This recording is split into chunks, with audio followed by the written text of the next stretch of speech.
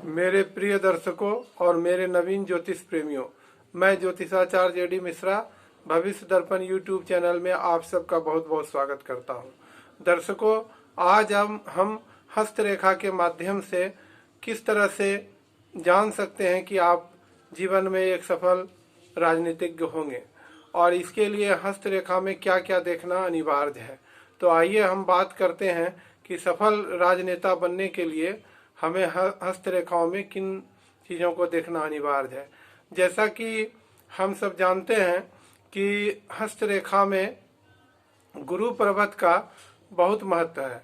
अगर आपके हस्तरेखा में गुरु का स्थान शुभ है, अर्थात जैसा कि हम पहले बता चुके हैं, जिन लोगों को हस्तरेखा की थोड़ी बहुत भी जानकारी होगी और जिन लोगों को नहीं जानकारी है उनके लिए हम बता दें कि हथेली में जो तर्जनी उंगली है वो जो है गुरु की उंगली कही जाती है, और जो मध्यमा उंगली है, बीच वाली जो उंगली है, वो शनि की उंगली कही जाती है।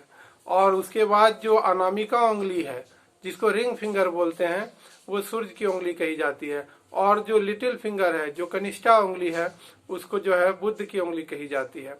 तो इस प्रकार से ये उंगलियां और इनके नीचे का जो हिस्सा होता है वो पर्वत कहा जाता है। तो अगर आप अपने जीवन में एक सफल राजनेता बनना चाहते हैं तो सबसे पहले आपको अपनी हस्त में, अपने हाथ में आपको ये देखना होगा कि गुरु की उंगली आपकी लंबी है कि नहीं। साथ ही गुरु की उंगली के नीचे जो गुरु का पर्वत होता है, अर्थात तर्जनी की उंगली के नीचे जो ये पर्वत है वो उठा हुआ होना चाहिए, पिंकिश होना चाहिए, और प्लस उसमें जो है कोई दाग धब्बा नहीं होना चाहिए। तो निश्चित मानिए कि आप राजनीतिक जीवन में सफल होने वाले हैं। दूसरा, हाथ में शनि की उंगलियों का भी बहुत महत्व है और शनि के पर्वत का भी महत्व है।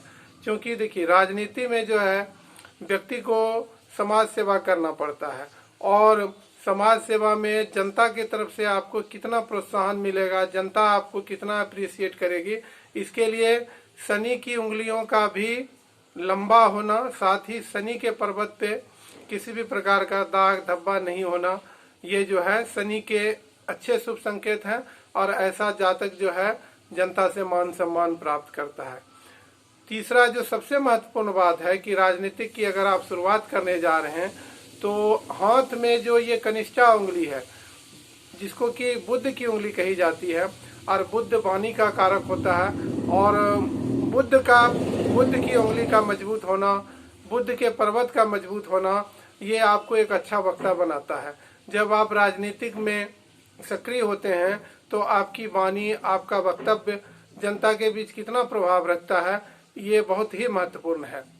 तो कहने का तात्पर्य ये है कि अगर आपकी हथेली में या आपके हस्तरेखा में जो है, अगर आप देखना चाहते हैं तो सबसे पहले गुरु की उंगली, गुरु का पर्वत देखें, फिर शनि की उंगली, शनि का पर्वत देखें, और साथ ही बुध की उंगली और बुध का पर्वत भी देखना अनिवार्य है।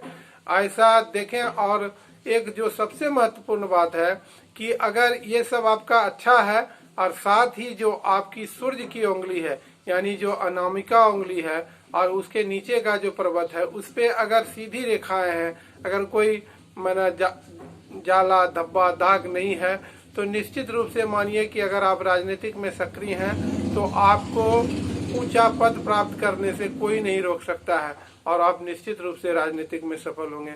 दोस्तों, आज के लिए बस इतना। आगे फिर किसी नई वीडियो के साथ आपके समक्ष उपस्थित होंगे। हमें आज्ञा दें।